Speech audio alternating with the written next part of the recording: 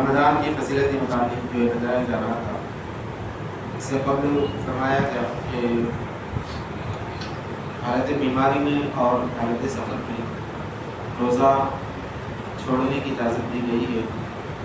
بعد میں کتنے روزے چھوٹے اور دنوں میں جو اس کی قضا کر لینا، لیکن روزہ جو کام نہیں ہوتا۔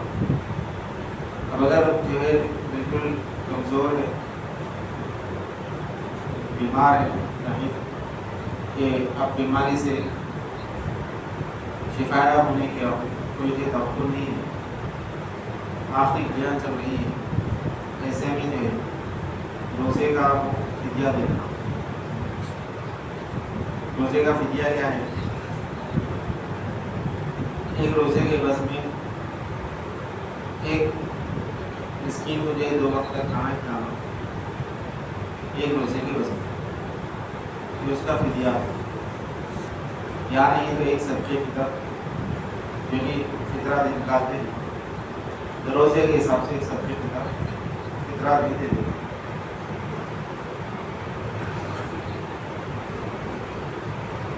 یہ فدیہ ہے۔ اب یہ کس کے لیے ہے؟ ایسے لوگوں کے لیے جو بالکل روزہ رکھنے کی جو طاقت نہیں رکھتے۔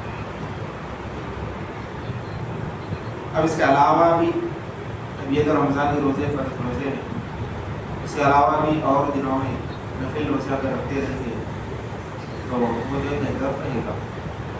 نفل روزے ہیں جیسے کہ 13، 14، 15 ہر مہینے یہ جو روزے، اور پیر کے دن کا روزہ حضور صلی اللہ علیہ وسلم رکھا کرتے ہیں، اور ایسے کہ عاشورہ کا روزہ ہے، عرفہ کے روزے ہیں، رجب کے روزے ہیں، شعبان کے روزے ہیں، یہ سب نوافل میں آتے ہیں۔ وقتاً فوقتاً یہ روزے بھی رکھنا چاہیے۔ اس کو اللہ فرماتا ہے تصوموا خیر لکم، کہ اگر تم اور بھی روزے رکھیں گے تو یہ تمہارے لیے بہتر ہوگا ان کنتم تعلمون۔ پھر آگے اللہ فرماتا ہے کہ شہر رمضان الذی انزل فیہ القرآن، رمضان کا مہینہ وہ مہینہ ہے جس کے اندر قرآن پاک کی نازل ہوا۔ قرآن پاک کے نزول کا جو آغاز ہے نا، وہ رمضان کے مہینے سے شروع ہوا۔ اس حساب سے بھی اس مہینے کو جو خصوصیت حاصل ہو، لہٰذا اس مہینے میں کثرت کے ساتھ قرآن کی جو تلاوت کرنا کر کے بھی فرمایا جاتا ہے۔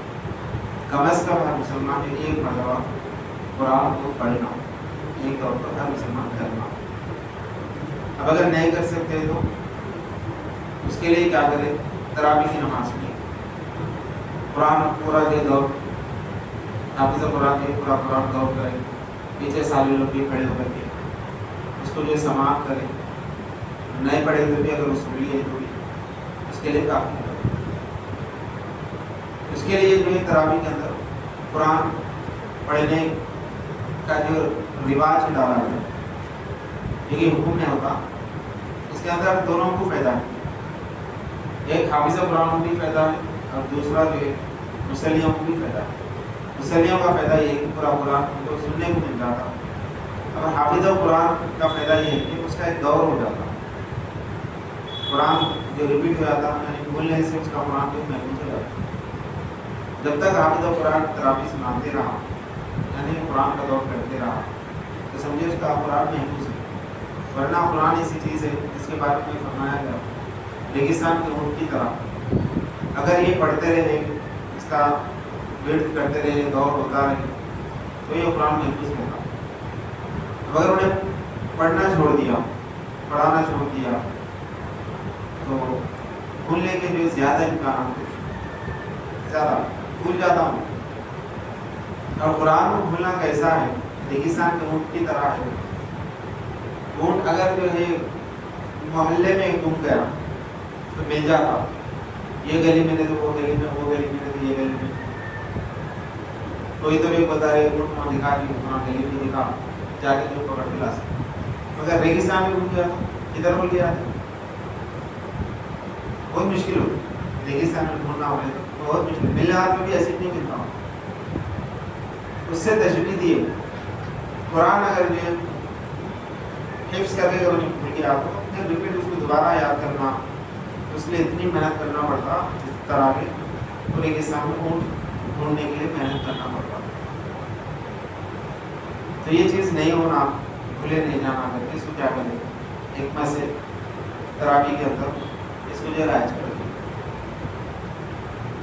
اب تراویح الگ ہے، قرآن کی تلاوت الگ. تراویح کے پورا مہینہ پڑھنا، پورا مہینہ پڑھنا، اور قرآن پاک کی ایک مرتبہ پڑھ لینا ہے کافی. اب یہ لوگوں میں جو غلط بات جو پھیلی ہوئی ہے، کون سی بات؟ ایک شبینہ پڑھ لیے، ایک رات میں پورے قرآن جو سن لیے، یا 10 دن میں ایک دہا جو پڑھ لیے، پھر اس کے بعد جو تراویح ہم کو نہیں گئے تو بھی چلتا ہو کر کے. بالکل ایک غلط بات یہ لوگوں نے پھیلی ہوئی. دوسری بات یہ کہ رمضان میں اکثر یہ بات لوگوں میں جو چونکہ کیا ہو گیا، واٹس ایپ کا دور ہو گیا اور نئے نئے لوگوں کو بیانات سننے کو مل جا رہا ہے، اس میں تھوڑا سنیں تھوڑا نہیں سنیں، پھر سننا، پھر سننے کے بعد اس پہ سمجھنا کیا بولنا چاہ رہے کیا وہ نہیں، اوپری سطح میں سن لے رہے، انہوں بول رہے ہیں، انہوں سمجھ رہے ہیں، ایسی خرابیاں پیدا ہو گئی. اس کا نتیجہ یہ ہے کہ لوگوں میں سے دین کا شعور ختم ہوتے جا رہا. اب کیا کر رہے ہیں نوجوان؟ ایک شبینہ پڑھ لیے یا ایک دہا پڑھ لیے، پھر اس کے بعد یہ مسجدوں کو پلٹ کر کے بھی نہیں دیتے. جیسے جیسے رمضان ختم ہونے کو آتا ہے، ہونا کیا چاہیے گا، اور شوق ایک جذبہ نہ کرے. رمضان کے دن ختم ہو رہے، تھوڑے دن باقی رہیں گے، اور زیادہ عبادت کریں گے، ایسا ہونا. لیکن ویسا نہیں. جیسے جیسے رمضان ختم ہوتے رہتا، اس انداز میں جو بچوں میں سے جذبہ بھی جو نوجوان میں سے ختم ہوتے جا رہا، اور مسجدوں میں صفیں جو ختم ہو جائے، لوگوں کی تعداد جو کم ہوتے جا رہی. اور پھر ایسے بھی جو بیانات، ایسی ویڈیوز جس کے اندر ایسا سمجھایا جا رہا ہے کہ بالکل تراویح کو اہمیت ہی نہیں دی جاتی، اور اس کے دلیل کے طور پہ ایسا بول رہے ہیں کہ سرکار دو عالم صلی اللہ علیہ وسلم صرف جو 2-3 مرتبہ 2-3 روز تراویح پڑھے، صحابہ کو پھر اس کے بعد نہیں پڑھائے. اس طرح کی جو ایسی روایتیں جو سنا کر کے لوگوں میں جو پھیلا، جس سے سننے والوں کو کیا سمجھ میں آ رہا، ارے نہیں پڑھے تو بھی چلتا آنا، ایسا کہ سبق لے لیتے. لیکن ایسا نہیں ہے. وہاں پر قائد بیان فرماتے ہیں سرکار دو عالم صلی اللہ علیہ وسلم اس کو پابندی سے اس لیے نہیں پڑھائے. حضور اگر پابندی سے پڑھاتے ہیں اس کو تو فرض ہو جاتا، فرض ہو جاتا. اور فرض چھوڑے تو کتنا بڑا ہونا، فرض چھوڑے تو کتنا بڑا ہونا. اب مسواک ہے، وضو میں مسواک کرنا، حضور صلی اللہ علیہ وسلم یہ فرما دیں اگر میری امت میں یہ مسواک کرنا مشقت نہ ہوتا، میری امت میں مشقت نہ ہوتا تو میں اس کو فرض قرار دیتا ہوں ہر نماز کے لیے. مشقت جس کے اندر ہے، حضور صلی اللہ علیہ وسلم کے سہولت کی خاطر اس کو پر عمل نہیں کریں تاکہ یہ فرض نہ ہو جائے. تراویح کی نماز بھی ویسی چیز کبھی پڑھائے کبھی نہیں پڑھائے، کیونکہ حضور ہمیشہ کرے تو فرض ہوگا، ہم کرے تو ہوتا کیا، بندے کرے تو ہوتا نہیں. تو حضور کے لیے وہ حکم تھا. اب ہم سے زیادہ نہیں صحابہ اکرام سمجھے. حضرت عمر رضی اللہ تعالیٰ عنہ کے دور خلافت میں آپ ایک مرتبہ مسجد میں آئے تھے. دیکھیں مسجد کے اندر الگ الگ لوگ اپنے اپنے انداز میں ادھر 4 ادھر 5 کے ساتھ الگ الگ ٹولیاں بنا کے تراویح کی نماز نہیں پڑھا. حضرت عمر رضی اللہ عنہ دیکھیں کیا کر رہے لوگ، بولے کہ رمضان کا مہینہ ہے، کثرت سے عبادت کرنے کا مہینہ ہے، زیادہ لوگ یہ تراویح ادا کر رہے ہیں، الگ الگ انداز میں جو پڑھ رہے تھے. تو وہاں پہ حضرت عمر رضی اللہ عنہ کیا کرے، ایسا کیوں نہیں کرتے کہ پوری ایک ہی جماعت بنا لیتے. کبھی اس دن صاحب حکم ایک جاری کر دیے، ایک امام مقرر کر کے پورے جو ہے پیچھے ایک ساتھ تراویح پڑھی اور پورے جو ہے مل کر کے تراویح پڑھنے لگے. پورا رمضان پڑھنے لگے. یہ صحابہ کی سنت ہے. تو دین کے اندر کیا ہے، حضور کی سنت پر بھی عمل کرنا ہے، اور حضور فرماتے ہیں کہ صحابہ کی سنت پہ بھی عمل کرنا، اور پھر ان کے بعد تابعین ان کا جو پل ہے اس کو بھی اہمیت دینا، اس کی بھی اہمیت. رمضان کا مہینہ جس کے اندر کثرت سے عبادت کرو کر کے اس ترغیب دے رہے ہیں. اب اس کے اندر جو ہے 20 رکعت آپ تراویح 20 رکعت تراویح پڑھنے میں آپ یہ لوگوں کو توجہ دلائی گئی. نہیں 8 رکعت پڑھ لو، 2 رکعت پڑھ لو، 4 رکعت پڑھ لو، ایک دن پڑھو، 2 دن پڑھو، 3 دن پڑھو، باقی گھر میں جا کے سو. بالکل برعکس، یعنی جو رمضان کا اہتمام کرنا، کثرت کے ساتھ عبادتیں کرنا، دن میں کرنا، رات میں کرنا، کیونکہ اس مہینے کے اندر نیکیوں کا ثواب بڑھا دیا گیا ہے. ایسا لوگوں کو جو ترغیب دلانا مگر کیا کرنا ہی پڑے. بالکل اس کے برعکس جو ماحول کو بنایا گیا اور اس کا نتیجہ ہے لوگ جو مسجدوں سے بھی دور ہو رہے ہیں. اب انہیں ایک بات سن رہا، ادھر ایک بات سن رہا، ادھر ایک بات سن رہا، نئی نئی باتیں سننے کی وجہ سے اس کا بھی کیا ہوا، دماغ خراب ہے. چھوڑو جو یعنی خوشو خزو آنا، جو یکسوئی قائم ہونا، جو جذبہ جو انسان کے اندر پیدا ہونا وہ ختم ہوتے جا رہا ہے. 10 جنے 10 باتیں اگر کریں گے تو اس کی بات سے نہیں ہوگا. تو یہ چیز نہیں ہونا ہوگی شروع سے بھی. فقہائے کرام کیا کریں، جن جن چیزوں میں اختلافات ہیں، ٹکراؤ ہے، ایسی ساری چیزوں کے لیے بات کر کے، جن میں اتفاق ہے ایسی چیزوں کو لے کر کے اس کے اوپر جو مسائل کا استعمال کر کے لوگوں کو جو ہے عمل کرنے کے لیے آسان بنا کر کے فقہ کے طور پہ ہاتھ میں دے دی. اس کو تم پڑھو، پڑھ کر کے جو ہے اس کے اوپر عمل کرو. رہتا نہیں رہتا کر کے ہر ایک کی الگ الگ جو اپنی رائے رہتی. اب 4 لوگ 4 بات کرے تو 4 قسم کی باتیں تھیں. اس کے اندر کیا رہتا، اتفاق قائم ہونا ہو. جو میجارٹی جس کی رائے ہے اس کو لے لیتے. زیادہ لوگوں کیا ہو رہے تھے اس کو نہیں لے لیتے، لیکن اس کے اوپر عمل کرتے. پوروں کے اوپر عمل کرنا، ساروں کی بات کو عمل میں لانا تو یہ مشکل بات ہے. تو اکثر اس کو جو پیش نظر رکھیں کہ میجارٹی آف رائس جس کو بولتے اصطلاح شرابی جمہور علماء کا کیا فیصلہ ہے، جمہور علماء کی کیا رائے ہے. ہمیشہ جو اختلافات رہے مسلمانوں کے اندر. یہ اختلافات کیوں بولے تو الگ الگ سوچ کی وجہ سے. سب کی سوچ ایک ایسی نہیں رہتی نہیں. گھر میں 4 لوگ ہیں بولے تو 4 لوگوں کی رائے ایک جیسی نہیں رہتی. پوری دنیا میں جو سب کی رائے ایک جیسا ہونا کہاں سے ہو سکتا ہے. تو اس کے اندر ہمیشہ کیا کرے بولے تو لوگوں میں اتفاق برقرار رہے، مسلمان جو دین سے جڑے رہے، ایک راہ میں جو قائم رہے، ادھر ادھر منتشر نہیں ہونا. اس کے اندر ایک طریقہ یہ نکالنا کہ جمہور علماء کی جو رائے رہے گی اس کے اوپر عمل کیا جائے. شاذ و نادر جس کے رائے رہے گی، کم جس کی رائے رہے گی اس کو چھوڑ دیا جائے. ایسا ایک طریقہ بنا کر کے اس کو جو رائے چاہیے.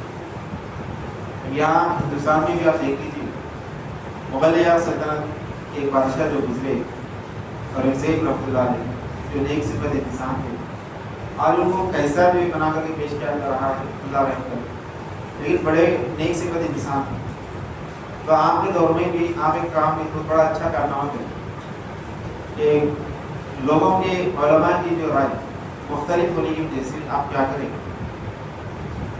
اس دور کے جدید 1000 علماء کا ایک گروہ بنائے، 1000 علماء کا ایک گروہ بنائے، ایک کمیٹی بنائے جس کے اندر 1000 عالموں کو پورے ہندوستان سے ہو جو جدید تھے اس دور کے پائے گئے جو بزرگان دین تھے، ان سب کو جو ہے جمع کر کے کیا بولے تو ایک اختلافات جو ہے نا اس کو بازو رکھے، جس میں اتفاق ہے، جس کے اوپر فتویٰ دیا جاتا ہے، ایسے قولوں کو جمع کر کے ایسے فتاوی جمع کرو. اور آج کے بعد جو بھی لوگوں میں جو فیصلہ دیں گے نا اس فیصلے کے مطابق ان کا فیصلہ نہیں ہوگا. تاکہ اس دور میں جو ہے فتاوی عالمگیر کر کے اس کا نام ہی جو عالمگیر کے نام سے فتاوی عالمگیر، ایک جو بڑا فتاوی کا جو مجمع تشکیل تھی، اس کے بعد ہر ایک کے لیے یہ لاگو کر دیے کہ بھائی آج کے بعد جو بھی جو مسلمانوں کے فیصلے ہوں گے یہی فتاووں کے مناسبت سے دے گا. ایسا جو ہے اس کو طے کرتا. تو ہمیشہ جو ہے تاریخ اگر پڑھتے ہیں تو یہ چیز جو دیکھنے میں آتی ہے کہ مسلمانوں کو جو جوڑ کر کے رکھنے کی جو کوشش کی گئی.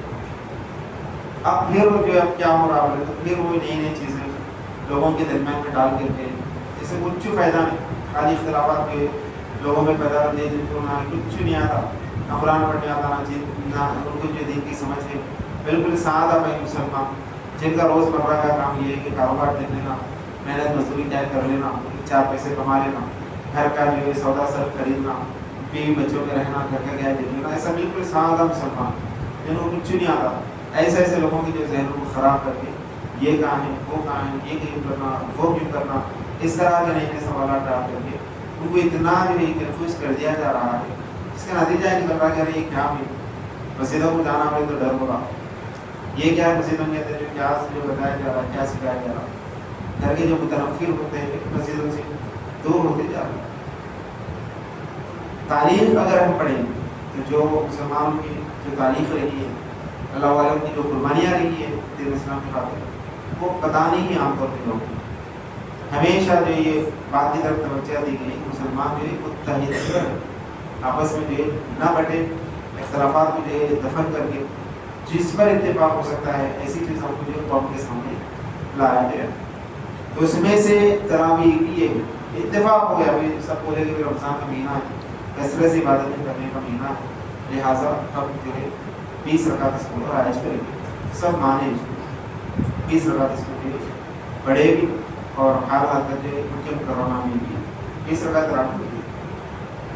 اب جو نیا شوق نیا جو لوگوں میں رجحان بڑھ رہا ہے 8 رکعت پڑھنے کا، اس سے کم یا اس سے زیادہ، بہرحال جو ہے کیا بولے تو میں حدیث میں ایسا ہے نا ویسا ہے نا کر کے یہ وہ جو حوالے دیکھ کر کے جو بتاتے ہیں۔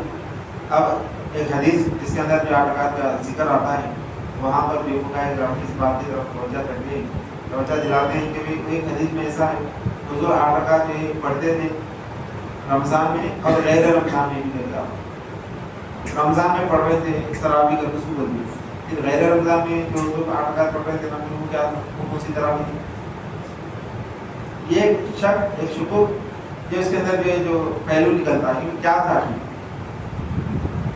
وہاں پر جو ہے کیا جواب دیجیے، جب رمضان میں پڑھ رہی ہو 8 رکعت اور رمضان کی بعد بھی پڑھ رہی ہو، مطلب کہ تراویح کی نماز نہیں ہو سکتی، یا تو تہجد کی نماز لینا یا پھر شامل لینا، جو 8 رکعت جو حضور پابندی کے ساتھ پڑھا کرتے تھے رمضان کی بعد بھی جو اس کا اہتمام کرتے تھے، اور وہ تہجد کی نماز کو لے کر کے یہ تراویح بولے اور اس کو جو کچھ بھی جواب نہیں دے سکتے۔ بہرحال جمہور علماء میجارٹی علماء کی رائے یہی رہی ہے رمضان میں جو 20 رکعت تراویح پڑھنا، کیونکہ عبادتوں کا مہینہ ہے، کثرت کے ساتھ جتنی آپ عبادت کریں گے، جتنا اہتمام کریں گے، اتنا جو آپ کو فائدہ ہوگا۔ اللہم صلی علی سیدنا و مولانا محمد وبارک وسلم۔